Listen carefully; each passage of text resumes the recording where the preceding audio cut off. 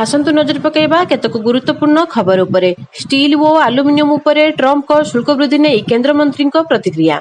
Steel ओ aluminium आमदानी उपरे तारिफ वृद्धि करने को ट्रम्प सरकार नैथिबा निष्पत्ति भारत उपरे सेतटा प्रभाव पकाइब नाही बोली सोमवार केंद्र स्टील ओ भारी उद्योग मंत्री एचडी कुमारस्वामी कहिसेंती। कुमारस्वामी कहिसेंती एथिरे सामान्य प्रभाव पड़िबो। आमे अमेरिका को बड़ परिमाणर रप्तानी करूनाहु। स्टील ओ आलुमिनियम उपरे तारिफ बढ़ाइबा नहीं गत सप्ताह अमेरिकार राष्ट्रपति डोनाल्ड ट्रम्प घोषणा करथिले। अमेरिकीय शिल्प को सुरक्षा देबा पई इस्पात आमदानी उपरे शुल्क द्विगुणित करी 50% कराजिबो। जून 4 तारिखरु एई वर्धित शुल्क लागू हेबो बोली ट्रम्प तांको सोशल मीडिया रे पोस्ट करी सूचना देइथिले।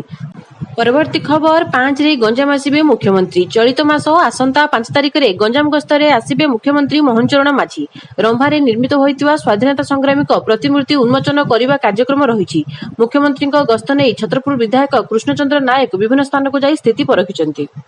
परवर्ती खबर G7 सम्मेलन रे भाग न नहीं पारंती प्रधानमंत्री नरेंद्र मोदी। एथर G7 सम्मेलन रे अंशग्रहण न करि पारंती प्रधानमंत्री नरेंद्र मोदी। कनाडा रे हेबाकु थिबा एही सम्मेलन रे मोदी को भाग नेबार संभावना खूब कम। G7 हेउची विश्वर सर्वाधिक शिल्पोन्नत अर्थनीति जहाँकि फ्रांस, जर्मनी, इटाली, युक्तराज्य, जापान, युक्तराष्ट्र एवं कनाडार एक अनौपचारिक गोष्ठी। एथिरे यूरोपीय संघ, IMF, विश्व बैंक एवं जातिसंघ मध्य जोग देइछंती। दक्षिण आफ्रिका, यूक्रेन और ऑस्ट्रेलिया कनाडारू निमंत्रण ग्रहण करथिबा जणा पड़िछि। किंतु प्रधानमंत्री मोदी को गस्त को नहीं अनिश्चितता रहिछि। जून 15 रु 17 पर्यंत कनाडा द्वारा आयोजित हेबाकु थिबा एही शिखर सम्मेलन पई भारत को एपर्यंत कोनोसी सरकारी निमंत्रण मिली नाही। सूत्ररू जानिबाकू मिलिछि जे जदि प्रधानमंत्री मोदी भविष्य रे कनाडा यात्रा करंती तेबे सुरक्षा समस्यार समाधान करबाकू पड़िबो।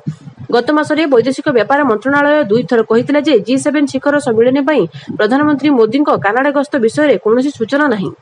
परवर्ती खबर एक्साइज डिपार्टमेंट अर्थ अबकारी विभागर नुआ नियम। राज्य में खूब शीघ्र नुआ मद नीति आसिबो बोली अबकारी मंत्री पृथ्वीराज हरिचंदन सोमवार गणमाध्यम को सूचना देइछंती। चलित मास द्वितीय किंबा तृतीय सप्ताह बेलकू नुआ मद नीति राज्य में लागू हेबो बोली मंत्री कहिसेंती। नुआ मद नीति रे नुआ दुकान खोलिबो नाही बोली मंत्री कहिसेंती। एपरिकी अन्य राज्य में मद नीति अनुधान पई 3टी टीम गस्त करिवो। सेमाने आंध्र प्रदेश, राजस्थान, केरल, तमिलनाडु जिला गस्त करिवे बोली से कहिसेंती। अनुधान करी आसंता 7-8 तारिख बेलकू टीम फेरिबे बोली सूचना मिलिछि। पुलिस रे जहा किछि बाकी अछि परिवर्तन होई राज्य रे लागू हेबो बोली मंत्री कहिसेंती। नूतन पुलिस रे बेआईनी मद दंड विधान, पुराना पुलिस रो असुविधा दूर हेबो। सब कथा को आखि आगरे रखी 3 वर्षिया पुलिस हेबो बोली सूचना मिलिछि।